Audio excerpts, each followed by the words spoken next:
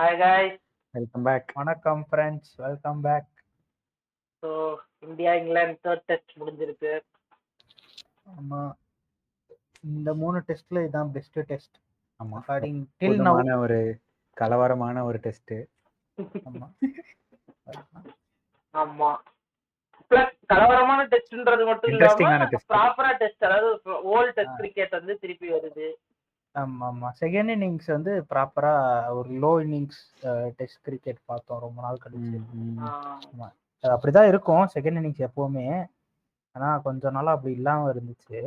ஆமா, ஸோ அதான் buildup to this test match. அதான் நான் இவங்க எல்லாரும் இந்தியா தான் ஜெயிப்பாங்க நாங்கள் லாட்ஸ்ல. நான் மட்டும் தான் சொன்னேன் இங்கிலாந்து தான் ஜெயிப்பானுங்க, எங்களுக்கு லாட்ஸ் ஒரு ஃபேவரபிள் பிச்சுன்னு.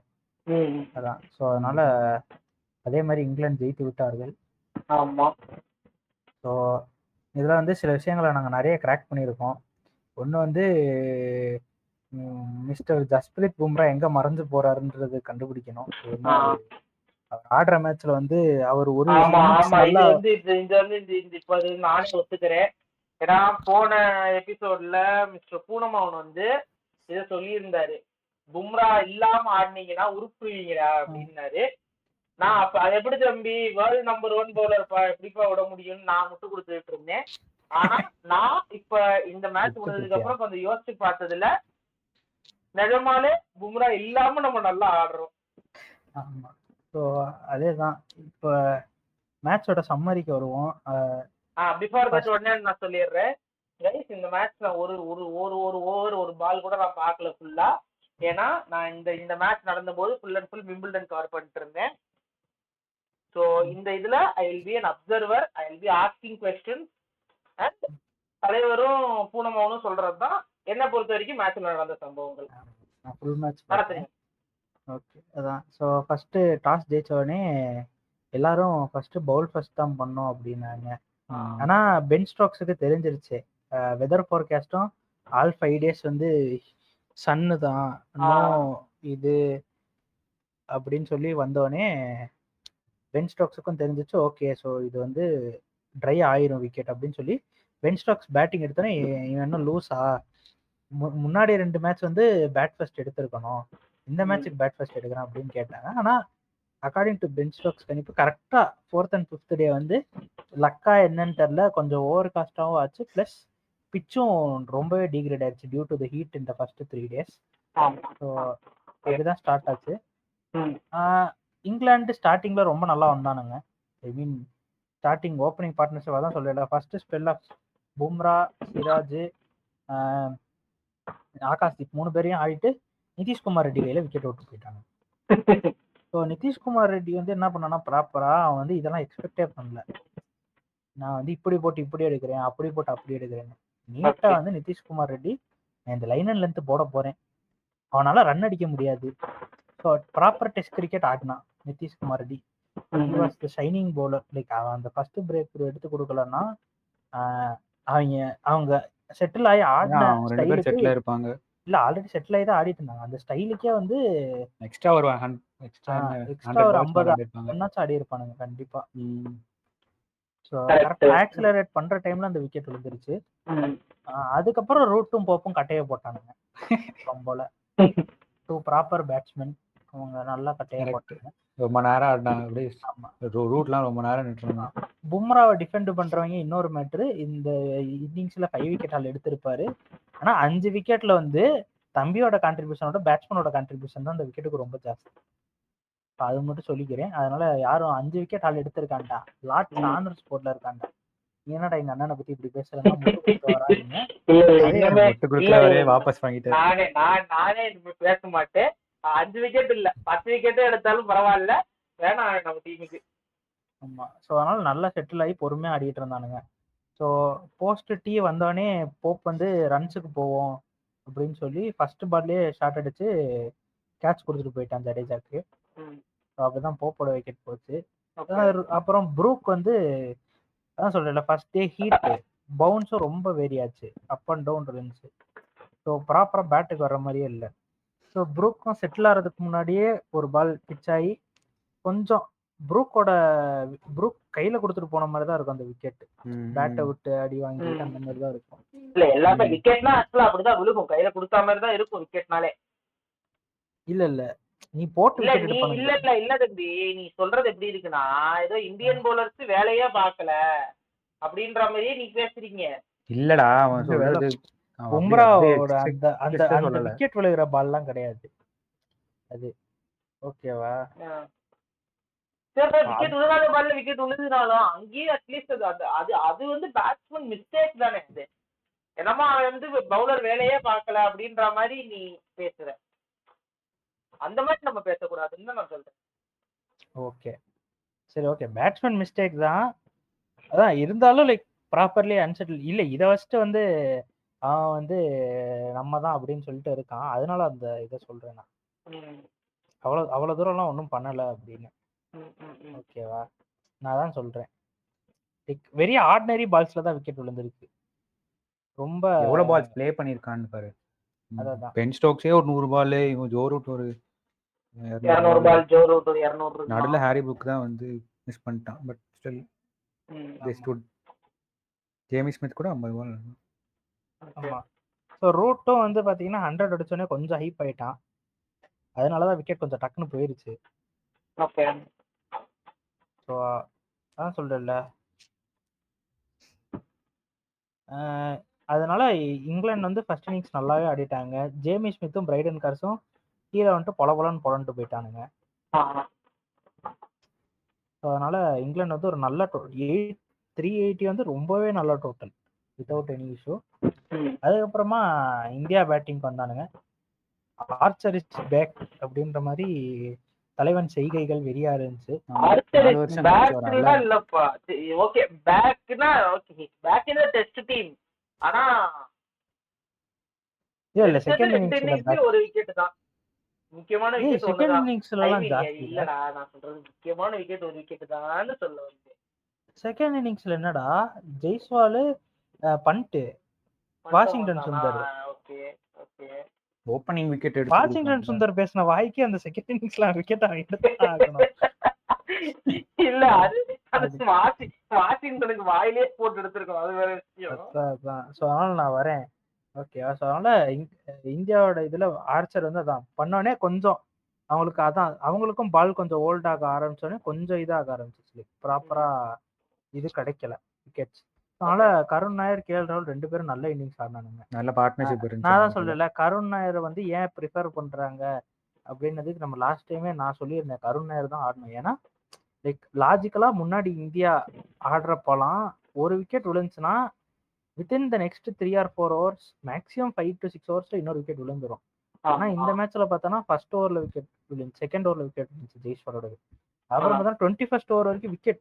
என்னதான் பிச்சு எதுவுமே இல்ல, உங்களால பேட்ஸ்மேனை அடிக்க முடியாதனாலும் ஒரு 20 ஓவர் ஃபர்ஸ்ட் இன்னிங்ஸ்ல நின்றுருக்கான். அதே மாதிரி 12 ஓவர் செகண்ட் இன்னிங்ஸ்லயும் நின்றுருக்கான். லாஜிக்கலா பார்த்தோம்னா கருண் நாயர் வந்து மோர் தேன் ஜஸ்ட் இது ஒரு ஸ்டெபிலிட்டி கிடைக்குது. அங்கே சைட் கேஎல் ராகுல ஜெய்ஸ்வால பொறுமையா தான் ஆடுறாங்கன்றப்ப ஒரு சைடு விக்கெட் போகணும்னு பயம் இல்லாம அவங்க ஆடலாம்.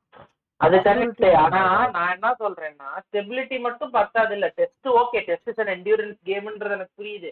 ஆனா இந்த இடத்துல ரன்னும் ஸ்கோர் பண்ணணும்ல, அது வந்து கம்மியா இருக்கே. போன மேட்ச கம்பேர் பண்றப்ப இந்த மேட்ச் ரன்ஸ் கொஞ்சம் டீசன்ட் தான். கருணர் டீமோட கான்ட்ரிபியூஷனுக்கு இந்த ரன்ஸ் டீசன்ட் தான். அப்ப எப்படி இந்த சீரிஸ் ஃபுல்லா விட்டோம்னா அஞ்சாவது மேட்ச்ல 100 எடுத்துருவாரா? இல்ல நான் என்ன சொல்றேன், அட்லீஸ்ட் வெயிட் பண்ணி பார்ப்போம் என்ன ஆக போகுது அப்படின்னு. ஏன்னா இப்போதைக்கு இருக்கிற ஸ்டாட் படி நமக்கு வந்து அட்லீஸ்ட் விக்கெட் விழுக மாட்டேங்குது. ஸோ அதுவே ஒரு பிளஸ் தான். ஏன்னா மொத்தமா விழுந்துச்சுன்னா பிளஸ் தான் கரெக்ட். ஆனா ரன்னும் ஸ்கோர் பண்ணணும்ல அந்த இடத்துல. இன்னொரு மேட்ச் பாப்போம்ன்றேன் நான் மொத்தமா அப்படியே கட் பண்ணிர வேணாம்னு சொல்ல. இன்னொரு மேட்ச் பாப்போம். Correct bro. ஆனா இப்ப நான் என்ன சொல்றேன், சுதர்சன் ஒரு தம்பி உட்கார்ந்துருக்காப்லங்க. நான் என்ன சொல்றேன், 2 மேட்ச் தான் மிச்சம் இருக்கு, இறக்கி விட்டு பாருங்களேன். அவர் 50 போட்டாருன்னா இல்ல. நான் என்ன சொல்றேன்னா நீ சொல்றது ரைட் ஆப்ஷன் தான். நான் இன்னொன்னு என்ன சொல்றேன், இப்போ சுதர்சனோட வயசுக்கு he has a chance to come back any time in the team. ஓகேவா? கருண் நாயருக்கு அந்த ஆப்பர்ச்சுனிட்டி கிடையாது. அவனுக்கு மேக்ஸிமம் இந்த சைக்கிள் தான். ஓகேவா? நான் என்ன பண்ணுவேன்னா இன்னொரு மேட்ச் நாயர்கிட்ட தருவேன். ஒரு இன்னிங்ஸ் 50 அடிச்சான்னா 5th மேட்ச் நாயர்கிட்ட தருவேன். ஓகேவா? ஏன்னு சொல்றேன், லாஜிக் சொல்றேன். ஓகே இவன் பர்ஃபார்ம் பண்ணலன்னு தெரிஞ்சுட்டாலே இவனை டிராப் பண்ண போறோம்னா அடுத்து வரப்போறது சாய் சுதர்சன் தான் இவன் பொசிஷனுக்கு. வேற ஆப்ஷன் இல்ல இப்போதைக்கு நம்ம கிட்ட. ஆமா ஆமா டைரக்ட் ரீப்ளேஸ்மெண்ட் தான். நீ இவனை ஃபுல்லா வெளியே அனுப்பணும். இப்ப இதுக்கு மேல வந்து இந்த கதவை தட்டிட்டு இருக்கேன் ப்ரோ, நான் வெளியே தான் இருக்கேன் அப்படின்ற இதுவே அவனுக்கு இருக்க கூடாது. ப்ரோ நாங்க உன்னை ட்ரை அவன் திருப்பி ட்வீட் போடுவான், "Dear cricket, give me one more chance ன்னு." ஆமா இல்ல இதுக்கு மேல அந்த ட்வீட்டை யாரும் மதிக்க மாட்டாங்க போட்டாலும். இல்ல நான் என்ன சொல்றேன், எப்படியோ வெளியே அனுப்பதான் போறீங்கன்றப்ப இப்போ Let him perform well. கொடுத்தது நம்மளுக்கு எல்லாம் perform இப்போதைக்கு பண்றாங்க. கொடுத்தது பர்ஃபார்மன்ஸ் வந்து you can be part of team அப்படின்னு காமிக்குது. ஓகேவா? இன்னும் ஒரு சான்ஸ் கொடுத்து ஃபெயில் ஆனான்னா அனுப்பிடு. இதுக்கப்புறம் உனக்கு வழியே இல்ல, டோரை க்ளோஸ் பண்ணிட்டோம். சரியா? நான் வந்து அனுப்புறத அப்படியே அனுப்புன்றேன். ஏன்னா இந்த பர்ஃபார்மன்ஸ் வச்சு நீ அனுப்புனன்னு வையேன், அவனே வந்து கேட்பான், நான் ஜெய்ஸ்வால் இவ்வளவு மோசமா ஆடி இருக்கேன் இந்த மேட்ச்ல, அந்த மேட்ச்ல நான் ஸ்டெபிலிட்டி கொடுத்திருக்கேன் அப்படின்னு வந்து கேட்பான். சரியா? அது ஒரு உண்மையான விஷயம் தான். சோ அதனால நீ டோர் க்ளோஸ் தான் பண்ண போறேன்னா ப்ராப்பரா முடிச்சுட்டு க்ளோஸ் பண்ணு. ஏன்னா இவனுக்கு அடுத்த சான்ஸ் முடிச்சு விட்டு க்ளோஸ் பண்ணணும். அதான் சாய் சுதர்சனுக்கு டைம் இருக்கு, சான்ஸும் இருக்கு. அதே மாதிரி தம்பி டைம் கிடைக்கிறப்ப டொமஸ்டிக்லயும் போய் ரஞ்சியில நல்ல ஆவரேஜ் ஏற்றி நல்ல பர்ஃபார்மன்ஸ் பண்ணிட்டு வரவும். ஏன்னா comparatively Abhimanyu Easwaran has better average than Sai Sudharsan. அதுவும் இல்லாம only Sai Sudharsan has less than 40. சொல்றேன்ல, அந்த இந்த ஒரு 4 or 5 இயர்ஸ் பீரியட்ல சொல்றேன். பழைய இதெல்லாம் எடுத்தோம்னா 4 or 5 இயர்ஸ் பீரியட்ல சாய் சுதர்சன் தான் டீம்லயே இருக்கிறதே கம்மியான ஆவரேஜ் இன் ரஞ்சி டிராஃபி. இல்ல அதான் சொல்றேன், கருண் நேரம் மொத்தமா முடிச்சு விடுங்கன்னு சொல்றேன். புரியுது புரியுது. இல்ல நீ அவனுக்கு சான்ஸ் இனஃப் சான்ஸ் கொடுத்துட்ட, ரிசர்வா போடு. நீ ரிசர்வ் உனக்கு ஆள் கிடைக்கலன்றப்ப நீ நாயர்கிட்ட தான் திருப்பி போகணும். ரிசர்வா போட்டு அப்புறம் நீ சாய் சுதர்சனை ட்ரை பண்ண, இன்ஜுரி ஆறானோ இல்ல அவனுக்கு ஃபுல்லா ட்ரெயின்டு பர்ஃபார்மன்ஸ் இருக்கிறப்ப திருப்பி உள்ள கொண்டு வரலாம் நாயரை. பாஜாவை அப்படிதான் வெளியே வச்சிருந்தானுங்க. ஸோ அந்த மாதிரிதான் சான்ஸ் கிடைக்கும். அதுவும் இல்லாம நீ நாயருக்கே நீ இந்த நிலைமை நினைச்சனா சர்ஃபராஸ் கான் என்ன பண்ணானே தெரியாது. அவன் வெளியே நல்ல இதோட. அதுவும் நியூசிலாந்து கூட இந்தியால பொலந்தானுங்க, அந்த இதுல 150 அடிச்சான் நின்னு பொறுமையா. அதான் ஸோ அதனால அதான் அந்த மாதிரி ஆட்களே வெளியே போறப்ப தான் மொத்தமா முடிச்சு அனுப்பிவிடுங்கன்னு தான் சொல்றேன். ஓகே. ஸோ அது போக வந்து Nitish Kumar Reddy perfect all rounder role. Jadeja batting பக்காவா பண்ணிட்டான், பவுலிங் கொஞ்சம் ஃப்ரம் ஒன் சைட் இன்னும் எக்ஸ்பெக்ட் பண்றோம் ப்ராப்பரா. ஆனா இந்த மேட்ச்ல வந்து வாட் ஐ சா வாஸ் லாஸ்ட் 2 மேட்சஸ் வந்து இந்த லோயர் ஆர்டர் ஃபர்ஸ்ட் மேட்ச் பார்த்தோம்னா டாப் 3 டாப் 4 ஸ்கோர் பண்ணானுங்க, அதாவது பண்ட் வரைக்கும் ஸ்கோர் பண்ணானுங்க. அதுக்கப்புறம் டாமினோ மாதிரி டம் டம் டம்னு விழுந்துட்டே போனானுங்க. செகண்ட் மேட்ச் அந்த லோயர் ஆர்டர் கொஞ்சம் எக்ஸ்டெண்ட் ஆகி ஒருத்தர் 2 பேர் வரைக்கும் ஆடினாங்க. இந்த மேட்ச் முடிஞ்ச அளவுக்கு every one try to contribute. எனக்கு அந்த இது வந்து கொஞ்சம் இம்ப்ரூவ் ஆயிட்டே வருதுன்னு தோணுது இப்ப. ஓகே. சோ இப்போ என்னன்னா நான் இப்போ ஐடியல் இந்தியன் டீம் என்ன தெரியுமா, செகண்ட் மேட்சோட bowling unit, second test bowling unit, அதே மாதிரி தேர்ட் டெஸ்டோட பேட்டிங் யூனிட். எது இந்த பேட்டிங் யூனிட்? ஓகே இல்ல டாப் ஆர்டர் கான்ட்ரிபியூஷன் இருக்கு கொஞ்சம் தான். இப்போ கில் அந்த மேட்ச் ஓகே. ஃபர்ஸ்ட் டெஸ்டோட டாப் ஆர்டர், தேர்ட் டெஸ்டோட மிடில் ஆர்டர், தேர்ட் டெஸ்டோட லோவர் ஆர்டர், அப்புறம் செகண்ட் டெஸ்டோட பவுலிங் யூனிட். எப்படி நல்லா தான் இருக்கும். நிறைய ரீப்ளேஸ்மென்ட்ஸ் இருக்கும் ஆனா அதுல. சோ அதனால ஒரே ரீப்ளேஸ்மென்ட் தான், பெரிய ரீப்ளேஸ்மென்ட் ஒண்ணுதான், பும்ராக்கு பதிலா சச்சினை கொண்டு வந்திருக்காங்க. நான் நிறைய லாஜிக்கல் ரீசன்ஸ் எல்லாம் சொல்றேன் என்னென்ன பண்ணலான்னு, அதுக்கப்புறம் முடிக்கிறேன். அதான் அதுக்கப்புறம் இங்கிலாண்டோட செகண்ட் இன்னிங்ஸ் ஸ்டார்ட் ஆச்சு. இங்கிலாண்டோட செகண்ட் இன்னிங்ஸ் பக்காவா போச்சு. அவனுங்க வந்து பிளான் பண்ணி தான் வந்தானுங்க, ரொம்ப நோண்டெல்லாம் வேணாம், நீட்டா ஆடிட்டு எவ்வளவு வருதோ டோட்டல் தேத்திட்டு போயிடுவோம். ஏன்னா they knew that if the total is about 220 கம்ஃபர்டபுளா டிஃபெண்ட் பண்ணலாம் நம்ம இருக்க பவுலிங் யூனிட் வச்சுட்டு. ஓகேவா? ஸோ அதுல இருந்து வாஷிங்டன் சுந்தருக்கு கொஞ்சம் காலிலே போட ஆரம்பிச்சிட்டான். அவனுக்கு தெரிஞ்சிருச்சு டேர்ன் ஆகிறத கண்டுபிடிக்க ஆரம்பிச்சிட்டானுங்கன்னு. இங்கிலாந்து வந்து கொஞ்சம் ரன்ஸும் வரணும் அப்படின்னு பிளான் பண்ணிட்டாங்க. ஏன்னா டீ வரைக்கும் போயிருச்சு அண்ட் 4th டே. ஸோ இதுக்கு மேல ஒரு ஸ்கோர் போட்டாதான் டிஃபெண்ட் பண்ண முடியும். லாஸ்ட் டேல 220 எல்லாம் கொடுத்தோன்னா அவன் நல்லா கட்டையை போட்டு உட்காந்துருவான்னு இங்கிலாந்துக்கும் தெரியும். அதனால அந்த ஆக்சிலரேட் பண்ற முடியாதுன்றது இங்கிலாந்துக்கு தெரியும்ல. முடியாதுன்னு தெரியும். ஒரு சில கேஎல் wicket ராகுலும் மட்டும்தான்டா இப்போ. கருண் நாயரும் நின்னுட்டாங்கன்னா அவனுங்க ஃபர்ஸ்ட் 2 பேரும் இன்னிங்ஸ் மாதிரி அதான் நின்னாங்கன்னா ஃபர்ஸ்ட் இன்னிங்ஸ் கஷ்டம் மாதிரி இல்ல. நின்னாங்கன்னா பால ஃபுல்லா தேய்ச்சிட்டு தான் அடுத்து வேற ஆளை உள்ளே விட்டானுங்க. அதனாலதான் இவ்வளவு ஸ்கோர் வந்துச்சு. அண்ட் எக்ஸ்பெக்ட் பண்ண முடியாது. இப்போ ஜடேஜா வந்து அவன் கூட வேற பார்ட்னர்ஷிப் கொடுத்து நின்றுருந்தா கண்டிப்பா அவன் அடிச்சிருப்பான். அதான் So, அதனால அந்த ரிஸ்க் எடுக்கக்கூடாதுன்றனால அப்பதான் வந்து பென் ஸ்டோக்ஸ் ரூட் ஆடிட்டு இருந்தானுங்க. 2 பேரும் ஆக்சிலரேட் பண்ணுவோம்னு சொல்லிட்டு அதான் அப்போ விக்கெட் டக்கு டக்குன்னு விழுந்துருச்சு. ஆமா வாஷிங்டன் பும்ரா வழக்கம் போல இந்த இன்னிங்ஸ் வந்து விக்கெட் லெஸ்ஸா போனோம்னா அசிங்கமா போயிருந்தாரு வந்து ஸ்டாட் பேட் பண்றதுக்கு ஓக்ஸையும் கார்த்தியும் தூக்கிட்டு போயிட்டாரு. தேவைப்படுறப்ப ஆளை காணோம். அவ்வளவுதான். இப்ப அடுத்த மேட்ச் ஆட மாட்டான்ல. ஆட மாட்டான். 16 ஓவர் போட்டான் இந்த இதுல. அந்த இதுல ஒரு 27 ஓவர் போட்டான், படுத்துருவான். இல்ல இர்ஃபான் பத்தான் ஒரு வார்த்தை சொல்லியிருக்காரு, நான் கடைசியில வரேன். அவர் அசிங்கமா திட்டி தான் சொல்லியிருக்காரு. இர்ஃபான் பத்தான் வந்து பென் ஸ்ட்ரோக்ஸ் வந்து 9.2 ஹவர்ஸ் கண்டினியூஸா போட்டான்டா.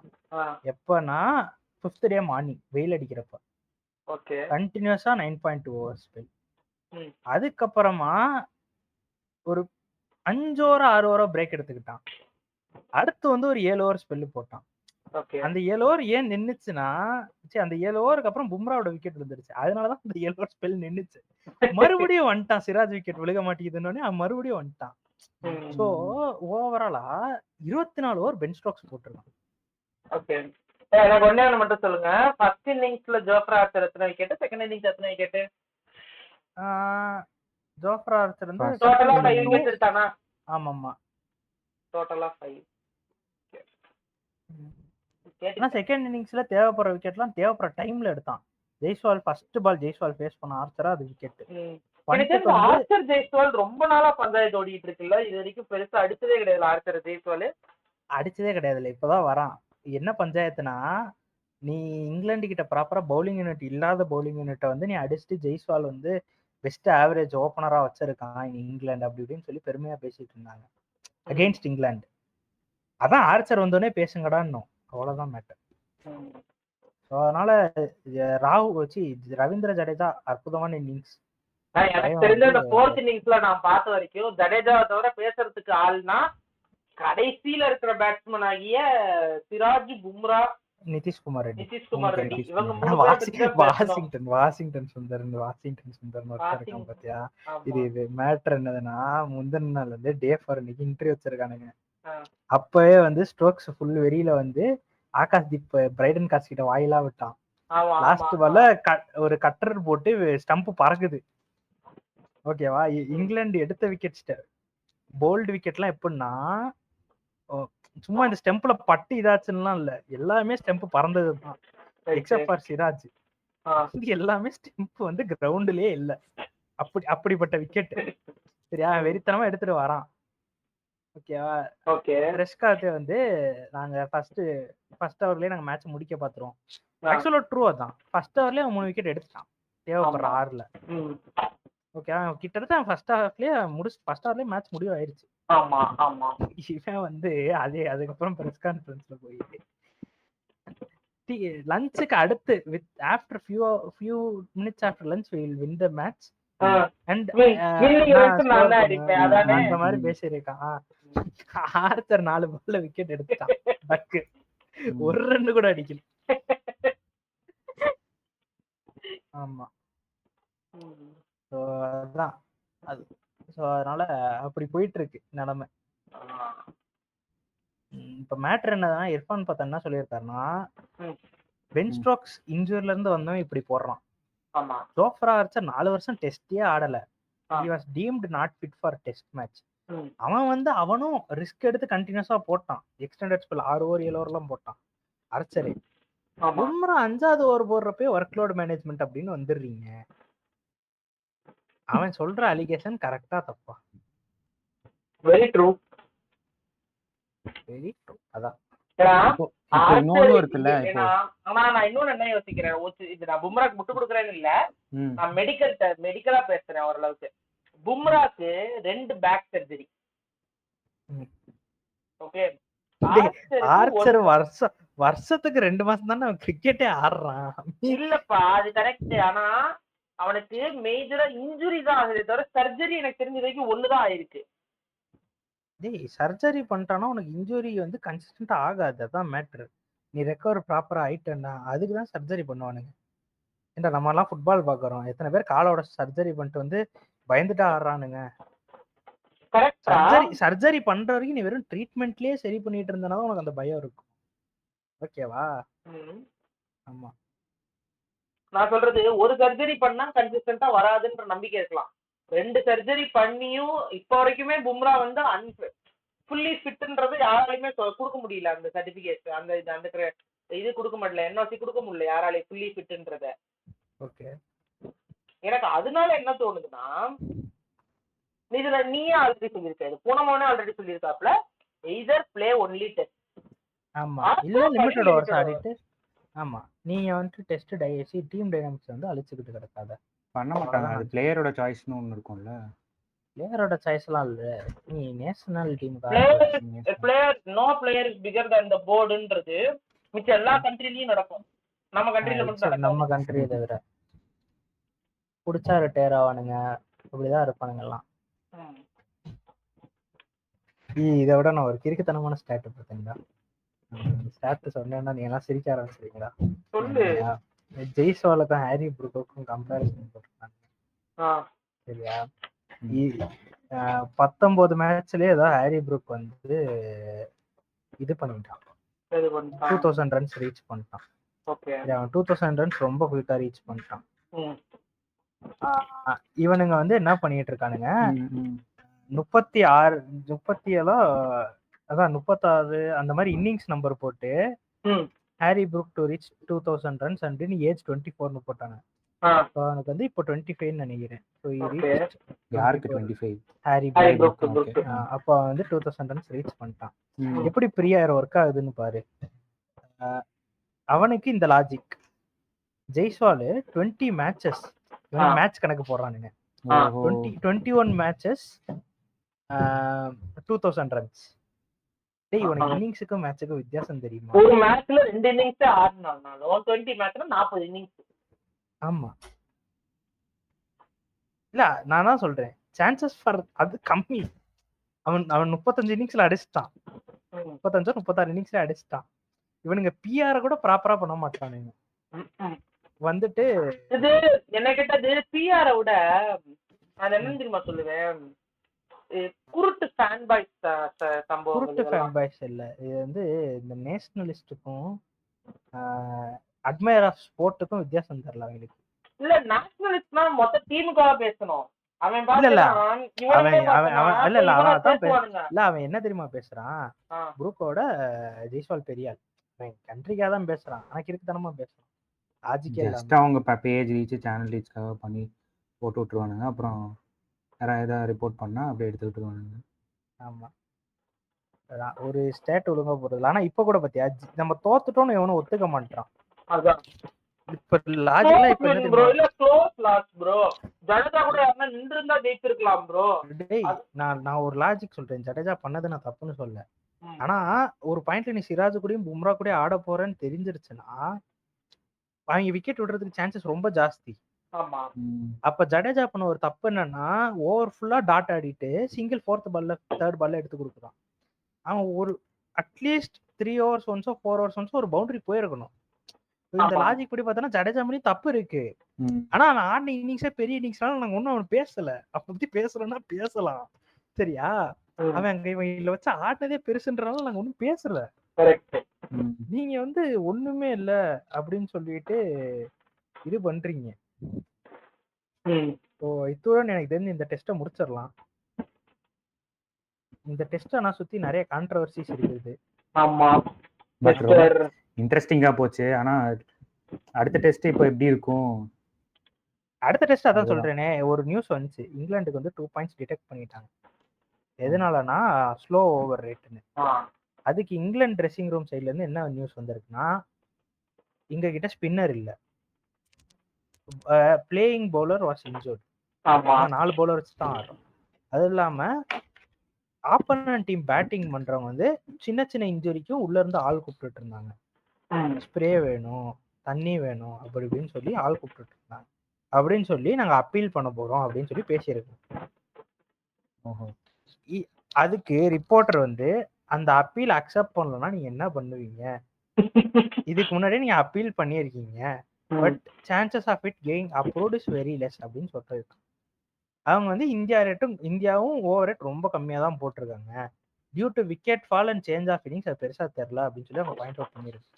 லாஜிக்கலான பாயிண்ட் அவுட். இப்ப அதெல்லாம் எனக்கு பிரச்சனையே இல்லை. இங்கிலாந்து கொடுத்த பதில் தான் பயங்கரமான பதில். நாங்க நினைச்சா அவங்களையும் ஒரு பவுலர் டவுன் ஆகி விளையாட வைக்க தெரியும். ஓகேவா? இது வந்து ஒரு டார்கெட்டட் நெகட்டிவ் இல்ல டார்கெட்டட் தான். ஏன்னா ஓவர் ரேட் வந்து நல்ல ஓவர் ரேட் தான். செகண்ட் செஷன் வந்து 30 ஓவர்ஸ் போட்டிருக்காங்க.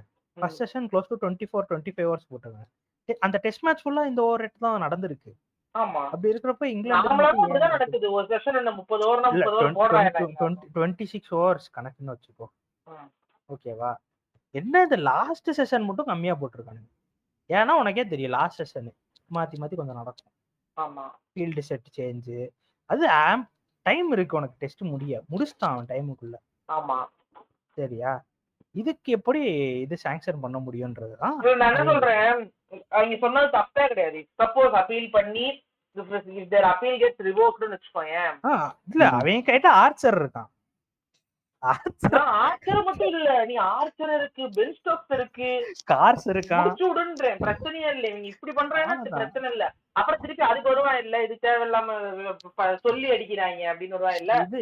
அடிப்பேன் என்ன பண்றேன்னு பாப்போம் அப்படின்னு. ஏன்டா அவன் கூப்பிட்டு மிரட்டி கூப்பிடுறான், நீ ஆஸ்திரேலியாவா பாத்துக்கிறேன் அப்படின்னு. நீ அங்க போய் பவுன்சர் போட்டு ஸ்டார்க்குக்கு அவனை ஸ்லெட்ஜ் பண்ணதுக்கே 15 பால்ல ஃபைபர் எடுத்தான். ஸ்லெட்ஜ் பண்ணதுக்கே அங்க போய் அவன் மேல பவுன்சர் போட. அது சொல்லிடுவோம். ஸ்டார்க் அங்கிள் வந்து ஃபாஸ்டஸ்ட் ஃபைபர் 15 பால்ஸ்ல போலண்ட் ஒரு ஹேட்ரிக் எடுத்தாரு. ஒரு ஹேட்ரிக். அதான் சொல்றேன். சோ இந்த மாதிரி நியூஸ் இந்தியா இது வந்து அவங்களா போட்டு ரிஜெக்ட் பண்ணலன்னா இங்கிலாந்து பண்றதுல தப்பே இல்லையே. நீ அவன்கிட்ட போய் பவுன்சர் போடக்கூடாதுன்னு சொல்ல முடியாது லாஜிக்கலி. ப்ரோ இதை நாங்க பிளான் போட்டு வரோம், பவுன்சர் போட்டு நான் எடுக்க தான் ட்ரை பண்ணேன், அவனை யாரும் கை வைக்க சொன்னா அப்படின்னு.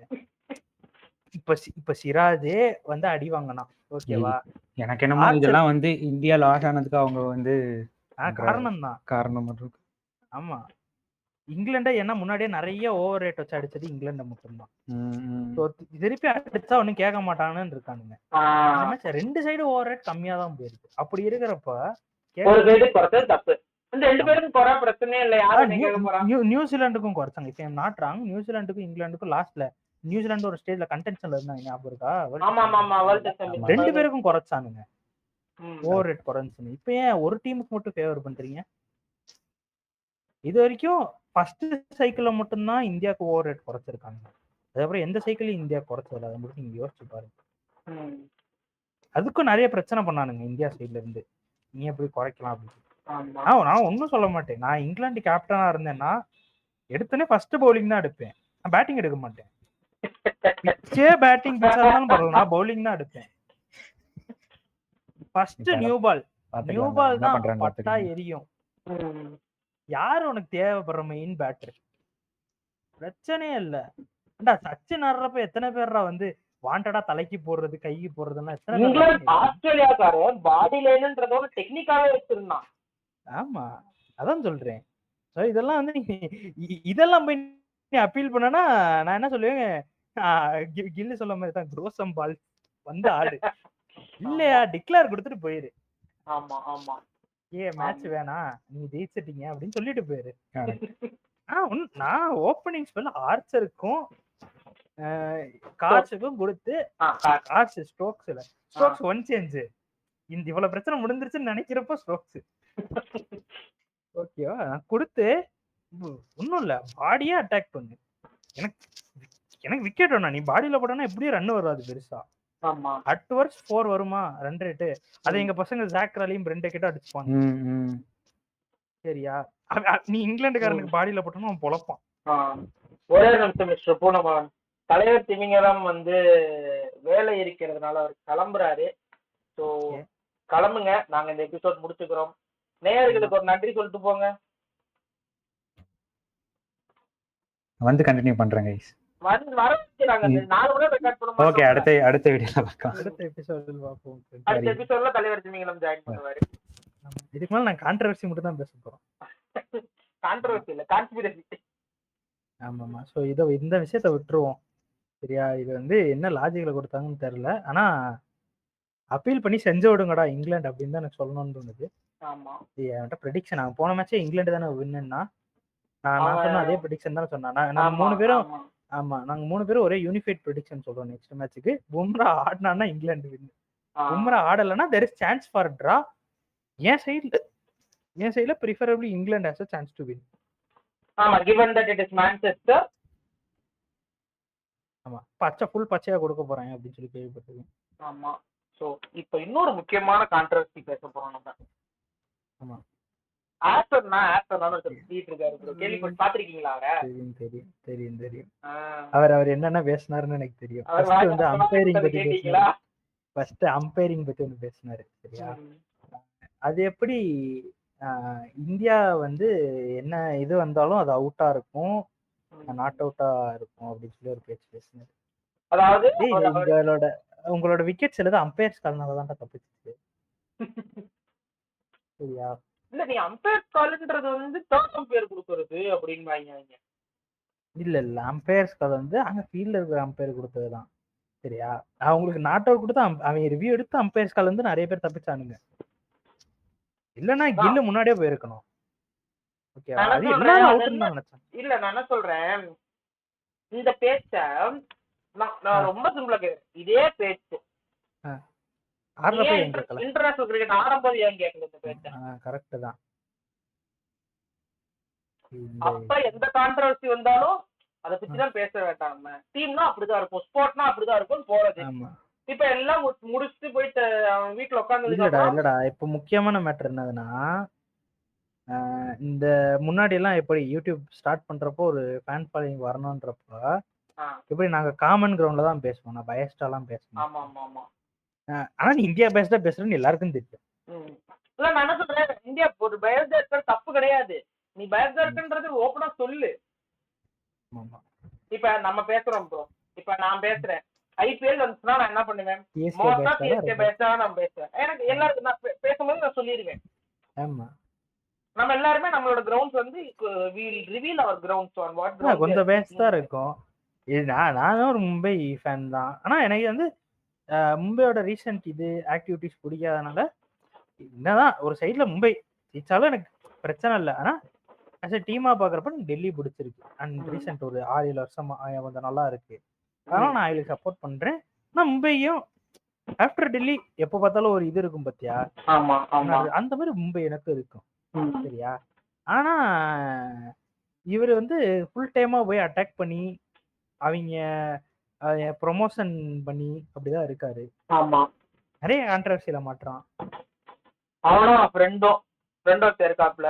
ஆமா கேட்டா வக்கா போட்டு பாட்டு போட்டு டான்ஸ் ஆடுவாரு. விடு. அதான் இப்ப இன்னொரு மேட்டர், இந்த மேட்டர் விட்டு அம்பையர் மேட்டர் கூட விடு. அம்பையர் வந்து அந்த மேட்ச் ஓகே அவனோட ரிவ்யூ சிஸ்டம் கம்மியா இருந்துச்சுன்னா அவங்களே பாயிண்ட்ஸ் ரிவ்யூஸ் பண்ணி, உனக்கே தெரியும் அம்பையர்ஸுக்கு இது இருக்கு,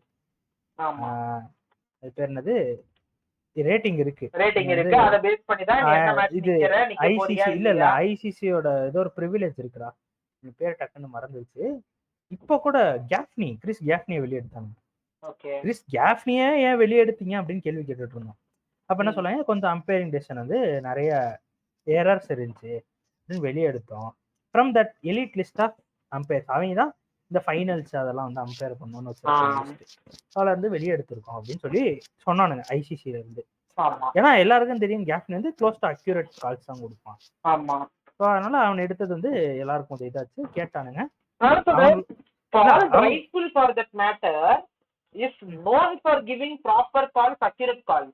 ஆமா, இந்த பிச்சை இல்ல நான் பேட்ஸ்மேன் அண்ட் பவுலரா இவ்வளவு செட்டில் ஆன பேட்ஸ்மேனை தப்பு பண்ணி அவுட் ஆறானுங்க. ஏன்னா பிச்சை அப்படிதான் இருக்கு, பவுன்ஸ் ஆகி மாறுறது. ஸோ டு அ ரீசன் அம்பையராலையும் ஒன்றும் பண்ண முடியாது. ஓகேவா? முடிஞ்ச வரைக்கும் ப்ராப்பரா he can think and he can give a reason. இல்ல இதுல என்னன்னா சர்க்காஸ்டம் வேற தலைவர் எப்படின்னா வீடியோ போட்டு அங்க ஒரு கேப் தெரியுதா, அந்த கேப் பாருங்க, என்கிட்ட ஒரு செடான் இருக்கு, அந்த செடானே நான் உள்ள போய் பார்க் பண்ணுவேன், உன் பவுலிங்ல எத்தனை ரிவ்யூ இந்தியால வந்து ஃபேவரா போயிருக்கு அப்படின்னு எடுத்தோம்னா நீங்க எவ்வளவு மாட்டுவீங்கன்னு எனக்கும் தெரியும் ப்ரோ. உங்க 500 டெஸ்ட் விக்கெட்ஸ்ல எவ்வளவு மிச்சம் இருக்கும். ஆமா, தப்பு நடக்கலன்னு நான் சொல்ல, தப்பு நடக்குது. ஓகே, இப்ப டிஆர்எஸ் வந்தது வந்து it has been reduced a lot. ஆமா, ஏன்னா டிஆர்எஸ் வரதுக்கு முன்னாடி போட்ட ஆட்டம் எல்லாம் எல்லாருக்கும் தெரியும். தப்பு நடக்குது. ஏன்னா ஹியூமன்ஸ், அவங்க எல்லாருமே ஹியூமன்ஸ். ஆமா,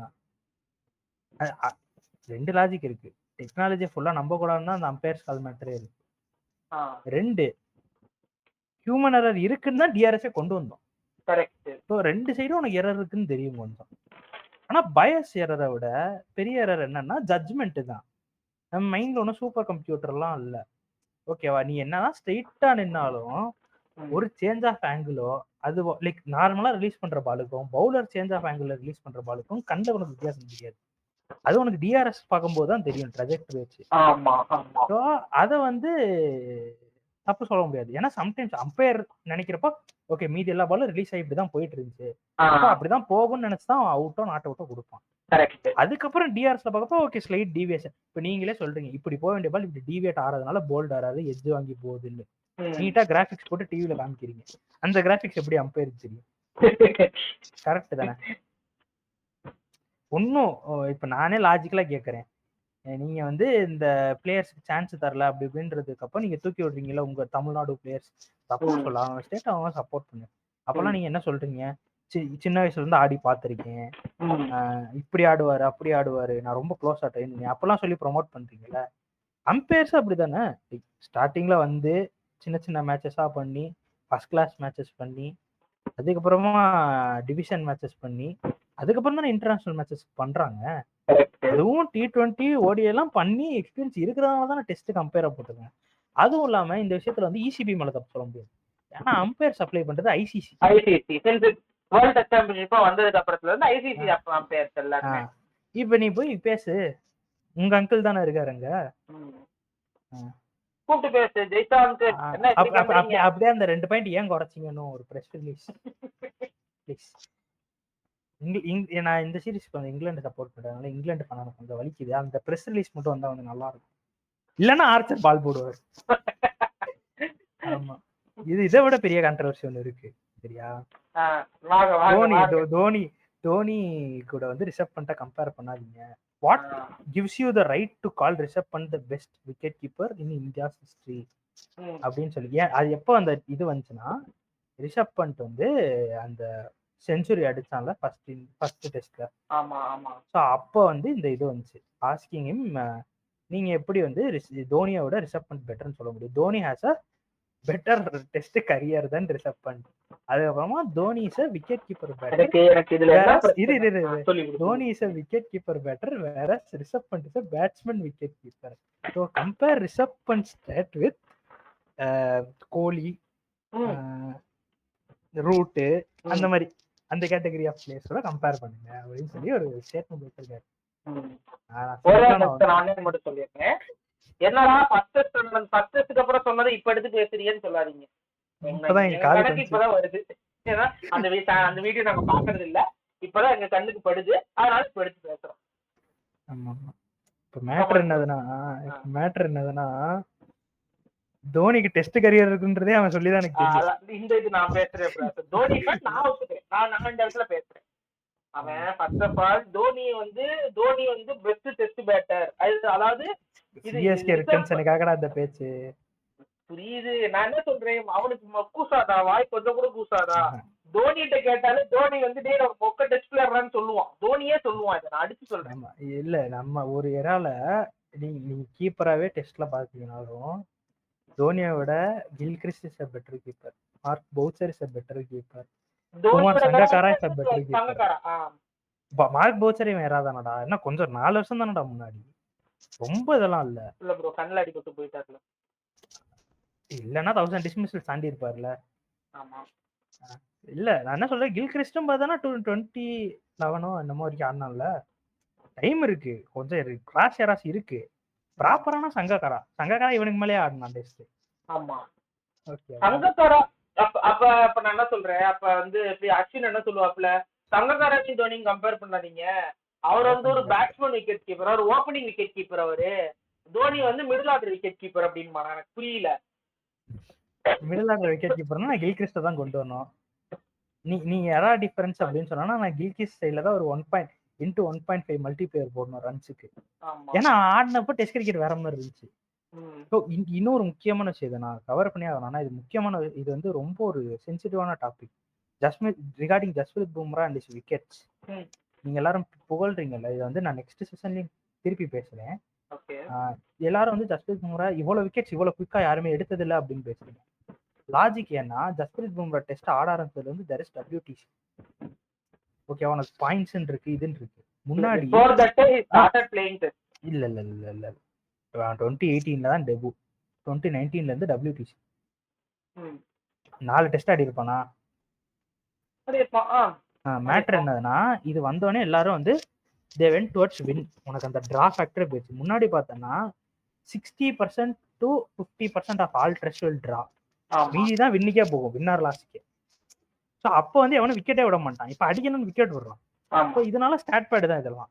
இப்போ நீ என்ன விக்கெட் எடுத்தனாலும் நான் என்ன சொல்றேன், ப்ரீ WTCRன்னு தனியாக ஒரு ஸ்டாட் வைங்க, போஸ்ட் WTCRன்னு தனியாக ஒரு ஸ்டாட் வைங்க. அந்த பவுலர்ஸ் கூட இவங்களை கம்பேரே பண்ணக்கூடாது. ஏன்னா அங்க அவனுக்கு இன்ட்ரெஸ்டே இல்லை ரன் அடிக்கணும்னு.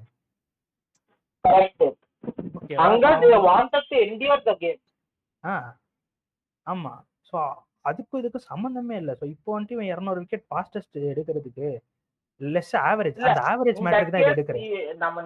we have to accept that also. Like இது வந்து this stat does not allow constrain Bumrah to itself. ஆனா எல்லா டெஸ்ட் பவுலர், எல்லா வேர்ல்ட் டெஸ்ட் சாம்பியன்ஷிப்ல இருக்கிற பவுலர்ஸ் நீங்க greatest test bowler of all டைம்லாம் இது பேசவே கூடாது. ஆமா, டேல் ஸ்டெயின்லாம் அப்போலாம் நான் எடுத்தேன்னா டேல் ஸ்டெயினோட ஸ்டாட் கூடலாம் கம்பேர் பண்ணக்கூடாது. ஏன் ஆவரேஜ் கம்மியா இருக்கு? Because of world test championship where every one wants to score runs. ஓகேவா? அதனாலதான் விக்கெட் போகும். மெக்ராத் இன்னும் போலாம். இந்தியாலே Zaheer Khan, Ishant Sharma was there for last அந்த first test. Okay, majority career WTC தானே ஜஹீர் கான். அந்த மாதிரி பார்த்தா நிறைய பவுலர்ஸ் இருக்காங்க. அவங்களோட கம்பேரிசன் தனியா வச்சுக்கோங்க, இவங்களை கம்பேரே பண்ணக்கூடாது. என்ன கேட்டேன்னா ஃபர்ஸ்ட் ஸ்டார் ஸ்போர்ட்ஸ் இதை நிறுத்தணும். ஏன்னா நீங்க வந்து கம்பேரிசன் ஸ்கேலே இல்லடா. நீ வந்து average wicket fell during one day. சொல்லுங்க ப்ரோ, சொல்றீங்க. அதான் average wickets fall during a test. அதுக்கும் இப்போ ரேஷியோ எடுத்து பார்க்கணும். உங்களுக்கு தெரியும் அந்த இது ஏன் நாங்க சொல்றோம். இது ஆஷனா கிழிச்சிட்டு திருப்பி வருவோம். ப்ரோ இத நம்ம தனியா செக்மெண்டா பண்ணோம், தனி வீடியோவா பண்ணோம் ப்ரோ. அதாவது வாரம் இந்த மாதிரி கண்டிப்பா எதனா நடக்கலாம் போகுது வேர்ல்ட் ஆஃப். அவன் இல்ல, நிறைய பேர் இருக்கானுங்க. ஐ மீன் இன்ஃபேக்ட் நான் வந்து கிரிக்கெட்டை பத்தி மட்டும் சொல்லல. ஆஷனா வந்து அரௌண்ட் தி வேர்ல்ட் ஆஃப் கிரிக்கெட்னு போடுறாங்க, நம்ம around the world of sport. ஆமா, நம்ம நிறைய ஸ்போர்ட் ஃபாலோ பண்றோம். அதான் புடிச்ச ஸ்போர்ட்லாம் பார்ப்போம். நிறைய பண்ணலாம். அதான் இல்ல, நான் என்ன சொல்றேன், நிறைய இருக்கு இந்த மாதிரி கண்டென்ட். இவன் மட்டும் இல்ல, கண்டென்ட் கூட நிறைய பேர் இருக்காங்க. நான் இந்தியாக்கு அகைன்ஸ்டான்னு சொல்ல, மெயினா வாய் விட்டு சிக்கிறது இவர்தான். ரீசன்ட் டைம்ஸ்ல கொஞ்சம் நிறைய வரும். ஆமா, வெளியோ இருக்கானுங்க. இப்ப வந்து இவங்களும் இருக்கான், யாரு பத்ரி வாகன் இருக்கான். அது நான் வெளியூருக்கே போறேன், நம்ம இந்தியாவுக்கு அகைன்ஸ்டா பேசுறோம்னு சொல்லி இவங்க ஆன்டி இந்தியன் டேக் போடுறதுக்கு முன்னாடி வாகன் இருக்கான், இங்க ஹெய்டன் இருக்கான் ஆஸ்திரேலியாக்கு. ஆமா, இந்தியான்னு வந்துச்சுன்னா இந்தியாக்கு அகைன்ஸ்டா பேசுறான். அதே இது ஐபிஎல் வந்துருச்சுன்னா சிஎஸ்கே லவ்வா மாறிடுறாங்க. அது அப்படிதான் இருக்கும். என்ன பண்றதுன்னு பார்ப்போம். அதான். ஸோ இந்த வீடியோ வர முடிச்சுக்கலாம். ஏன்னா நிறைய பேசணும்னா நம்மளுக்கு தெரியும், நம்ம பேசணும்னா எவ்வளவு நேரம் பேசணும்ட்டு. ஸோ இந்த வீடியோ வர முடிச்சுக்கலாம். 4th டெஸ்ட் ரிவ்யூ பண்ணுவோம். ஆல்சோ வேற உங்களுக்கு நிறைய அப்டேட்ஸ் வரும். விம்பிள்டன் வந்து ஃபுல்லா கவர் பண்ணி ஒரு 4 எபிசோட் போட்டிருக்கேன், நான் பேசியிருக்கேன். So go and watch that. Wimbledon எனக்கு தெரிஞ்ச அளவுக்கு கவர் பண்ணியிருக்கேன் விம்பிள்டனை. ஸோ அதை பாருங்க. அதே மாதிரி ப்ரோ F1 அப்டேட் கொடுத்துருங்க ப்ரோ. F1 வந்து நாங்கள் அந்த மிட் சீசன் பிரேக்னு வருஷம் நடக்கும், ஒரு 3 weeks to 1 month, no races, எல்லாமே உங்களுக்கு கேப்பாக இருக்கும். அப்போ வந்து ஃபர்ஸ்ட் நாங்கள் F1னா என்ன, Clear எப்படி சொல்லி நடக்கும் போடுறோம். அப்படின்னு சொல்லி போட்டுட்டு அப்புறமா அந்த வீக்கெண்ட்லேருந்து நாங்கள் எல்லாம் கண்டினியூ பண்ணலான்னு இருக்கோம். ஆமா. ஸோ F1 வரப்போகுது. அதே மாதிரி நம்ம சேனல்ல வந்து ஜுராசிக் ஜாமான்னு ஒருத்தர் இருக்காரு, பேனல் மெம்பர். அவர் வந்து கபடி நல்லா ஃபாலோ பண்ணக்கூடிய ஆளு. ப்ரோ கபடி லீக் ஆகஸ்ட்ல இருந்து ஆரம்பிக்குதுன்னு சொன்னாரு. ஸோ அவர் வந்து he is going to cover pro kabaddi league in அவர் சேனல். அதுவும் ஃபாலோ பண்ணுங்க, நிறைய பேர் சப்போர்ட் பண்ணுங்க. அதனால We நிறைய also videos try to diversify our content portfolio. Ideas நிறைய எல்லாம் கொடுங்க.